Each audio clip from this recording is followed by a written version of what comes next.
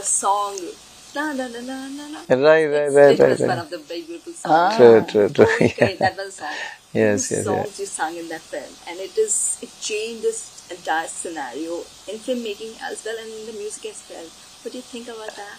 And do you have any anecdotes to share? No, of course. I mean, you still sing those songs at every show, and with Shankar Ahsan Loy, it was the kind of sound, the sort of songs. Every song that film went on to become a very, very important, a sort of a game changer, because that kind of pop sound until then, it was the films had this kind of a film kind of sound, whereas this was a very different sound. So I think 25 years now we look back, it feels like just yesterday.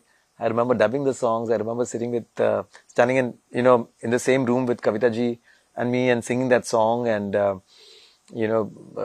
Saab and all in the studio. So I was very nervous, when you sing with someone as senior as her and on the same room.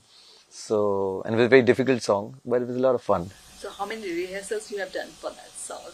And then that trend had changed of rehearsals. You had to go onto the floor and learn the song, write it down, sing it. Luckily, by then I'd done a few songs, so that confidence was there. But it was my first song with Kavita ji. Before that, we had done a song in Chennai, but that was not on the same mic.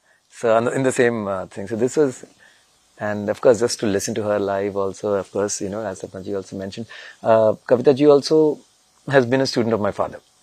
Yes, so she always also speaks so highly about my father. So it was a wonderful moment, and can't imagine it's been 25 years.